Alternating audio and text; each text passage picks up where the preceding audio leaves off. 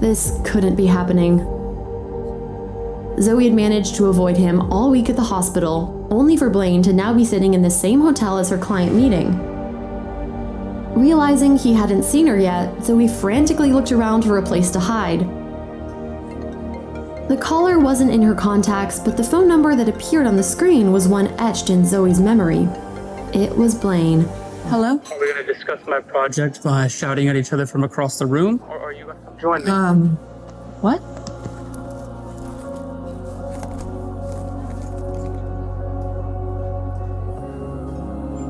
Well, if I had planned to talk to somebody over the phone, I wouldn't have called your boss for you to meet me here. I'm sorry. I'll be right there. Blaine remained quiet, watching Zoey with his dark eyes, but saying nothing.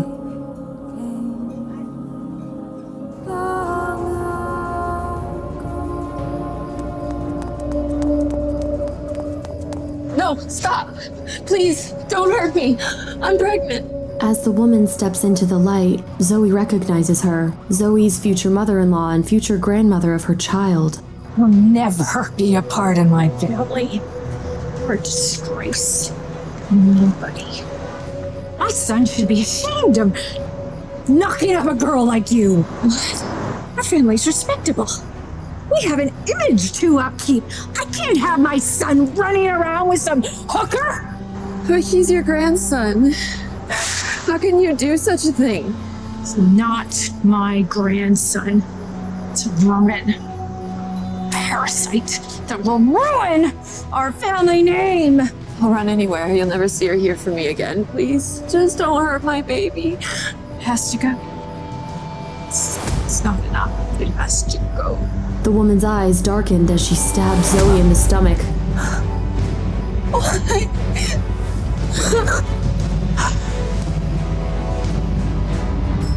No! She wasn't in an alleyway. It was just a dream. Actually, it was more than a dream. It was a memory of a fateful night 4 years ago, a memory that haunted her every moment of her life since. Zoey survived, and so did her miracle child Max. Her son was the reason she fought every day. The love she had for him was immeasurable. She would do anything to protect him, to give him a chance at a happy and healthy life. That night was supposed to be the end of Zoey's life. Instead, it was the beginning.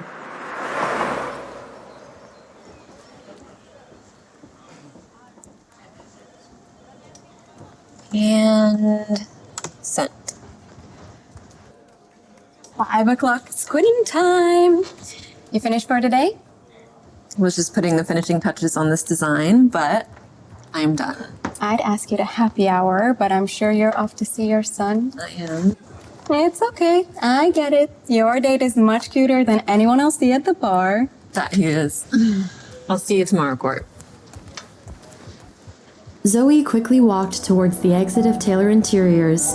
This was the best part of her day. She wanted to get to the hospital to spend as much time with her son as possible before visiting hours ended.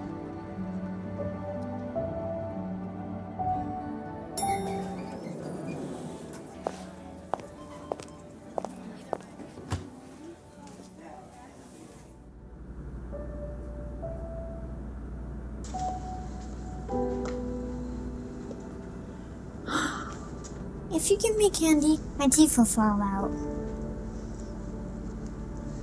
Mommy! Calm down. Thank you, Luna, for taking such good care of him. Because of the hospital's sweet nursing staff, Zoey could go to work and not worry so much about Max. Of course, he's the best. We love taking good care of him. That's why I have to thank you all the more. Is it just you and the intern on duty today? Where are the other nurses on this floor?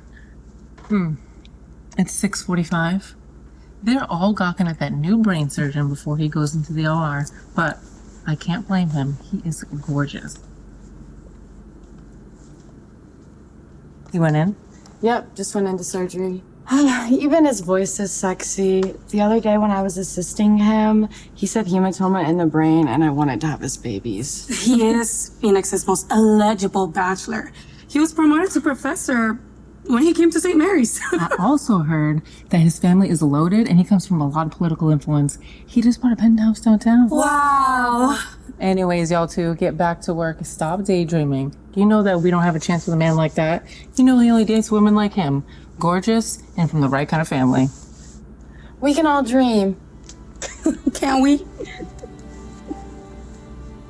The right kind of family. Luna's words stopped her cold and reminded Zoey of her past. Not being part of the right kind of family is what had almost gotten her and Max killed.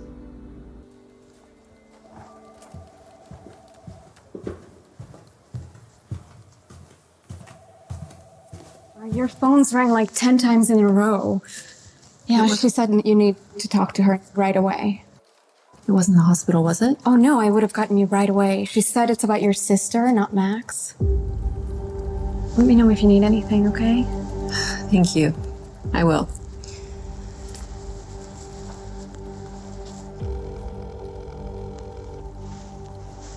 Hello? Zoey, thank God you called back. Linda, what's going on? Is something wrong? Did something happen?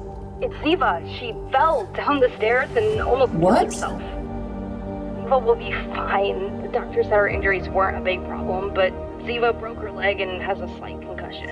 Okay, I'll be right there. Where are you at? St. Mary's, but never mind. I have to go. Wait, whoa, what do you mean never mind? Tell me what's happening. It's your sister, Zoey. She didn't fall Down the stairs.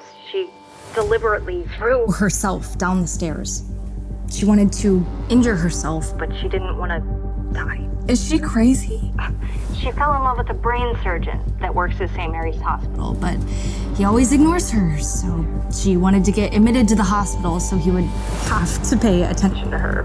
Zoey, I told her I thought she was crazy, but you know how Ziva is. She wouldn't listen. I gotta go. The nurse is here to give her medicine. Okay, I'll see you soon. Ziva, you better start explaining yourself. If you didn't already have a broken leg, I'd break it myself. No, it couldn't have been him. Why would he be here in Phoenix? He lived in Scottsdale. Any discomfort? Nausea? Dizziness? Any double vision? Maybe a little. Zoe's heart stopped. It was him. She would know that voice anywhere. Her chest tightened and she forgot to breathe. Hi, sis. Oh, Zoe, come in.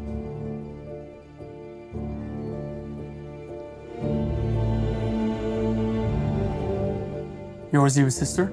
Yes, I'm her older sister. Her heart was beating wildly. She had thought that she would never be looking into his eyes again. Zoe was sure her face reflected her emotional upheaval. Blaine seemed remarkably calm by comparison. Zoe, this is, Dr. Blaine Dexter. It had been 4 years. Perhaps he saw her as barely more than a distant memory, now a stranger from his past. Zoe didn't realize how much her hand had been shaking from the nervousness until she tried to set her coffee down and hot liquid spilled all over the back of her hand. Zoe quickly hid her hand behind her back as she turned around, but then suddenly she felt a cool touch. It was Blaine, and he was holding her hand.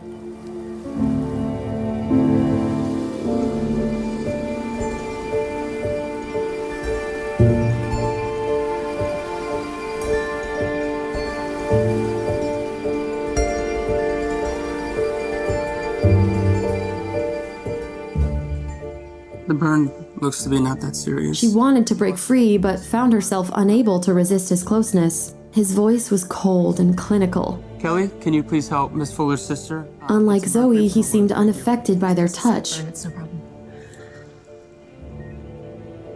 Your scans look good. I don't see any injuries to the brain. Okay. I'll have the nurse arrange to move you to the orthopedic department for observation. What? Why? I don't feel well enough. Ziva, all of my beds are precious. These beds help save lives and treat real injuries. I heard you like me. That'll never happen. So don't waste your time or my time.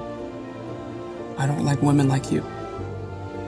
How could you think I would like a woman who would be so stupid to risk her own life for a man?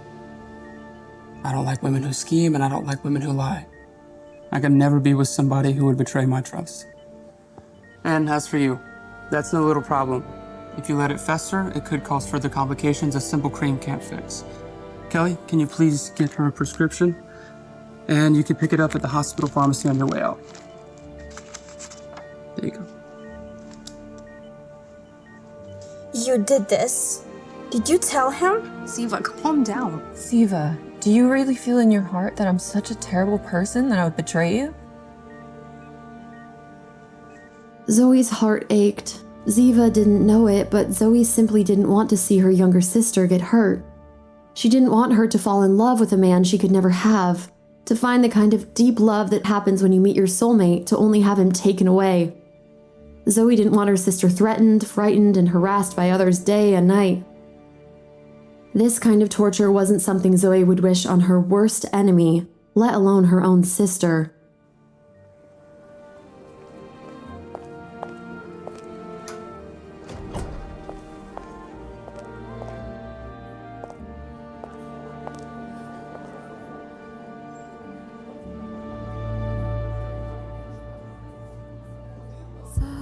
Zoe blinked in disbelief at the man casually sitting.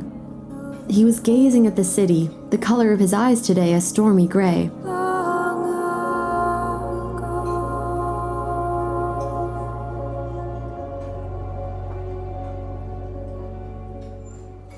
She got straight to the point and asked, Dr. Dexter, do you have any specific ideas for your home's design? Do you prefer modern or a more classical look? There are so many styles to choose from mid-century, retro, revival, to name a few. Just not shabby chic. Shabby chic is out, coastal grandma is in. Not that you want your house to look like grandmother's house because you're a man, not a grandmother. What about furniture? Antiques or modular pieces? Some prioritize style, others comfort. Did you have a specific color scheme in mind? Color plays a huge role in every design. It sets the mood for the whole interior. You can go monochrome for a clean, uncluttered look, or eclectic. Think black and white with pops of color, red and yellow. Warm colors create a cozy, welcoming environment, and blues and grays can be soothing. These are recent examples of my work. If you see anything that catches your eye, let me know. Right now, what I want is food. Let's eat first. Excuse me, sir. Yes, sir. Can we see a menu? Right away, sir. I'm sorry about that. That was rude. I'm not usually that talkative. Never mind that. This is unexpected, to say the least. Thank you. What would you like to eat, miss? Oh, just the water is fine for me. Can you bring us 2 plates, please? We'll be sharing. And to start out, we'll do the charcuterie board. and then proceeded to order a wide variety of dishes. The entrees we'll do. Zoe normally prided herself on her professionalism. And the Usually when Zoe met with a new client, she would make small talk and get to know her client before launching into a discussion of their project. Zoe just hadn't been able to do this with Blaine.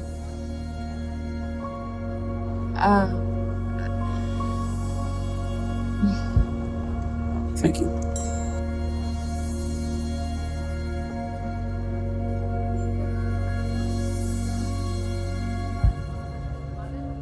I thought you said you were hungry. Why aren't you eating?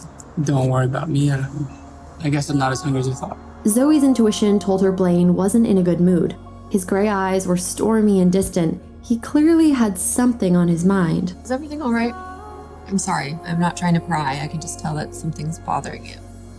He didn't want to tell Zoe that 2 hours ago he saw life disappear before his eyes.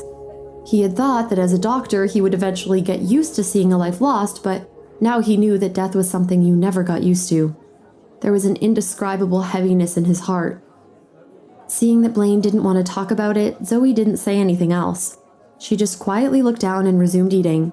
She shouldn't be concerned about Blaine, but she couldn't help herself. Her mind was in chaos because of him. Blaine's gaze fell on Zoe's lowered face. Since she was looking down, he couldn't see her eyes clearly, but he could see her long lashes flitting against her cheeks. She was nervous. He watched as Zoe tucked a strand of dark hair behind her ear. She'd worn it up today, but some long strands had escaped, falling gently around her face. It didn't seem possible, but Zoey was even more beautiful than he remembered. Zoe's few words of gentle concern gradually gave him a sense of relief. He closed his eyes for a moment, and Blaine's heavy heart seemed to calm.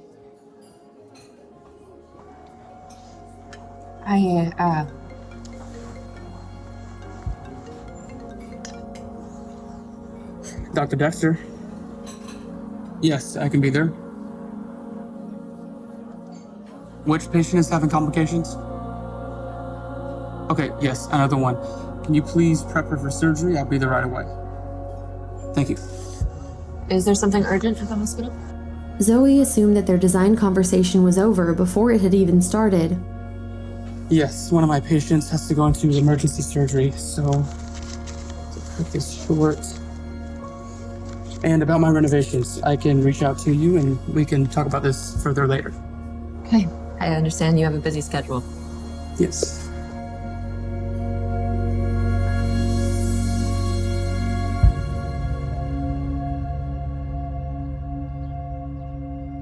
Yesterday had been a long day with multiple surgeries and the death of his patient. Exhausted, Blaine had escaped outside between operations for some fresh air and had dozed off under the warm autumn sun.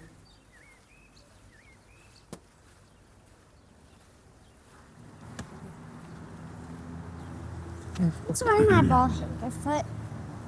That's okay. No worries. Are you a doctor? Yes. He was a very handsome little guy. His eyes shone brightly with curiosity and intelligence. This kid was going to be a heartbreaker. You're very handsome. If Luna met you, she might not want to marry me anymore. So, what's your name? My name is Maxwell, but you can call me Max. What's your name? My name is Blaine Dexter. Dr. Dexter. That's right. Are you a brain surgeon? I am a surgeon in the neurology department. Is your family loaded with strong political influence? Hey, kid, are you a detective or something? Is your voice so sexy that the nurses have babies when they hear it? Max, I don't think you should be saying that. Dr. Dexter, are you single? I have a girlfriend. So you're supposed to be Phoenix's most eligible bachelor.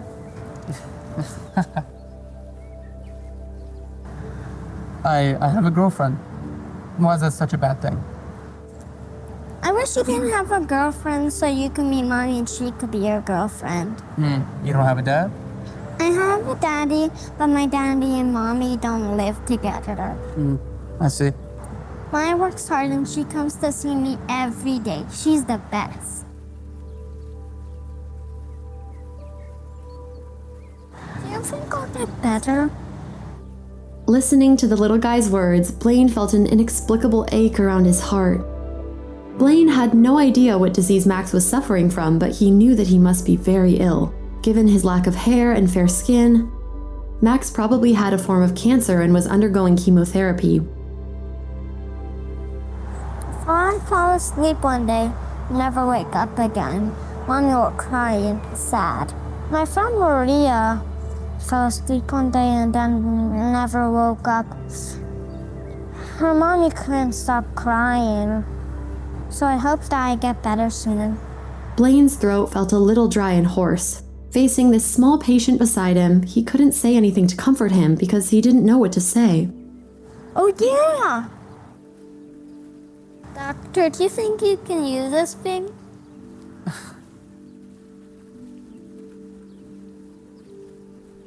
He was speechless. It was a brightly wrapped condom and seemed to be some sort of a giveaway sample for a new brand Blaine had never heard of. Seeing Blaine's strange expression, the little guy looked confused and his face turned red before admitting, My mom sells things to cure me. I thought I could sell these things too. I found it in her purse. Blaine was both charmed and horrified. He had never met a child like Max before. Do you know what does mine wouldn't tell me? It's probably a good thing that she didn't tell you. Blaine was curious about what kind of a mother could raise such an innocent yet mischievous child like Max. I have 4 of these things. Max pulled a total of 4 condoms out of his pockets. They cost 50 cents each. He finally understood what kind of mother could teach such a son.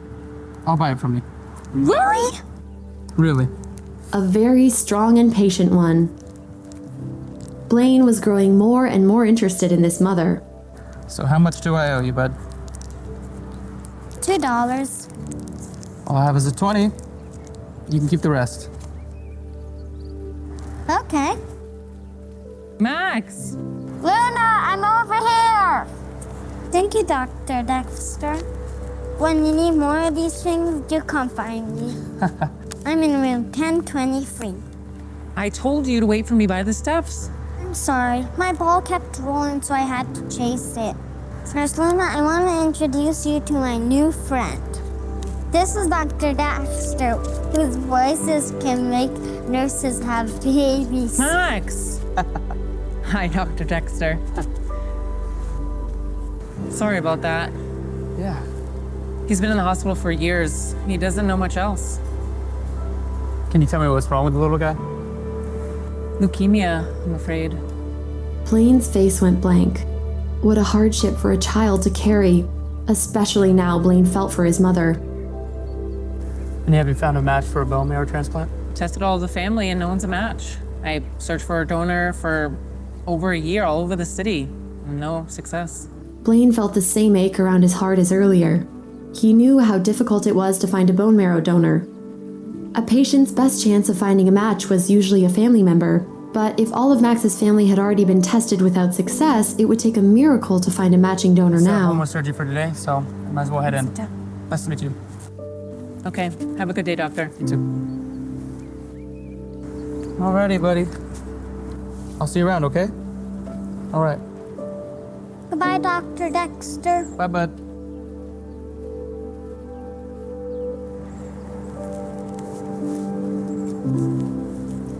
You know, after seeing you all two together, you kind of look alike. That's because we're both so handsome.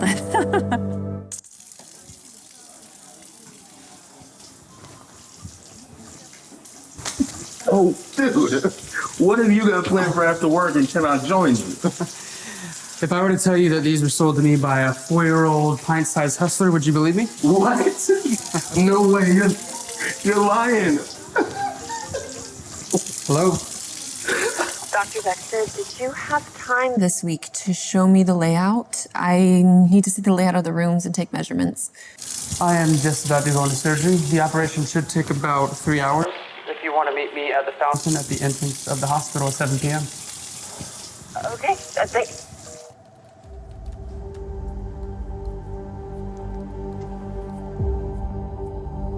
Three hours later, Zoey arrived at the hospital fountain right on time. Time passed, but still no Blaine. Checking her watch, she saw it was almost 8 o'clock. She'd been waiting an hour. Was the surgery not over yet? What time is it? 7:15. Can you please get Dr. Ramirez on the phone? Although this tumor's benign, it's far more troublesome than we imagined. Good call, Blaine. If you hadn't insisted on operating, she could have gone blind. Is the line connected? Yes, Dr. Ramirez is on the line for you. Jose, I need you to do me a favor. I need you to go out front and see if there's a woman by the name of Zoey Fuller waiting for me. If there is, can you please tell her my home address and give her my keys out of my locker? You can also tell Zoey to let herself in. I will be there right after surgery. Go to Blaine's apartment? Alone? She couldn't. But it was her job, she had to. This was crossing the line. Wasn't it just a fluke that she ran into Blaine again?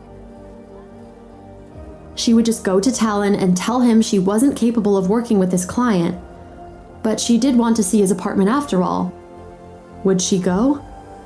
And more importantly, what would happen when Blaine arrived? I can't. Would he find out that Max was his son? What skeletons did Blaine have in his closet? She had to find out. Did Blaine know about Max? Did he know what his mother did to them? Once she did this, there was no going back.